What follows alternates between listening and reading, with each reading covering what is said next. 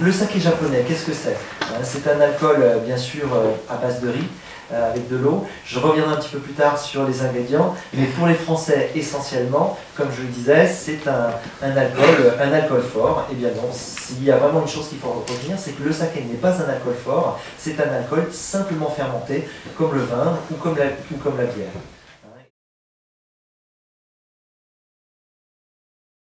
Il appartient à une famille qui serait ses deux cousins, la bière, le vin, mais pourtant, le saké n'est pas une bière, même si c'est une boisson alcoolique faite à partir d'une céréale. Ce n'est pas vraiment un vin non plus.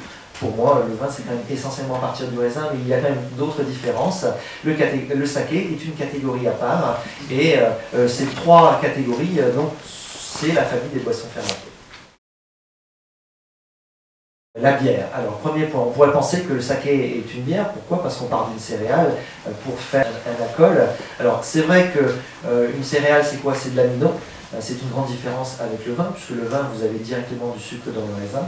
Mais dans le cadre de la bière, comme dans le cadre du saké, on part d'une céréale, de l'amidon. Et donc, il faut décomposer. L'amidon, c'est quoi? Son espèce de grosse molécule de sucre mise bout à bout. Et en cassant les molécules d'amidon, on obtient du sucre et on peut enfin faire une fermentation alcoolique. Mais il y a quand même... Alors, on le voit un petit peu sur la couleur, et j'ai pris volontairement un saké trouble, qui est en plus légèrement pétillant pour aller dans le sens de la confusion. Mais bon, bien sûr, vous voyez la belle robe de la bière, mais surtout, c'est plutôt en termes de technique que le saké est très différent. Alors bien sûr, la bière est gazeuse. Le saké, bien sûr, quand on produit de l'alcool à partir du sucre, on obtient de l'alcool, mais aussi du gaz carbonique. Dans le cas du saké, il s'évapore puisque les cuves ne sont pas fermées, donc ça c'est une différence technique importante. Mais la différence fondamentale que beaucoup de gens qui disent mais finalement le saké c'est de la bière de riz, non, c'est que dans le cadre de la bière, on doit malter, c'est-à-dire qu'on utilise les écorces des céréales, c'est-à-dire plus particulièrement les enzymes qui sont à l'intérieur pour transformer l'amidon en sucre.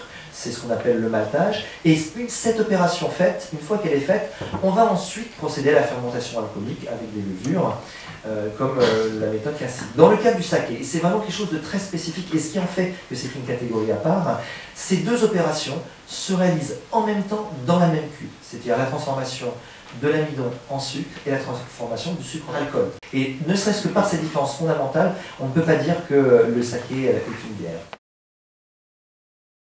Les différences entre le saké et le vin sont essentiellement l'acidité. Le vin est beaucoup plus acide que le saké. Vous n'avez pas, dans le cas du vin rouge, il y a beaucoup de tanins, vous n'avez pas les tanins qui sont dans le saké. Il est par contre un petit peu plus fort en taux d'alcool. La moyenne des sakés, c'est entre 14 et 16 degrés. Et peut-être un petit peu plus sucré, puisque l'amidon, c'est essentiellement du sucre.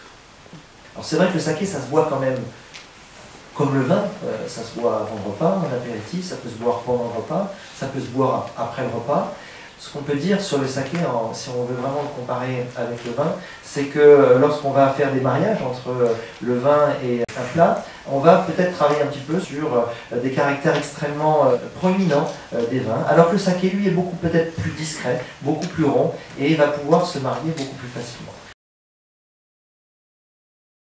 Je disais que le saké est une catégorie en soi, mais il y a une petite confusion, et en fait la confusion sur le saké qui est vu par les Français comme un alcool fort, elle n'est pas due qu'aux Français, c'est que le mot saké, ça veut dire alcool. Ce caractère, cet idéogramme d'origine chinoise, qui est utilisé par les Japonais, ça veut dire alcool. Donc en fait la bière c'est du saké, le vin c'est du saké, la vodka, le whisky sont du saké. Et pendant très longtemps, les Japonais n'ont connu que cette boisson, et donc ils n'employaient qu'un seul mot, le mot saké. Et du coup, dans toute l'Asie, le mot saké est devenu un peu synonyme d'alcool de riz, que ce soit un alcool distillé, comme les mekolu, par exemple, ce qu'on vous sert souvent dans les restaurants asiatiques en fin de repas, ce qu'on vous donne gratuitement, c'est souvent du mekolu, ou des alcools pas toujours à base de riz, ça peut être à base de sorgho.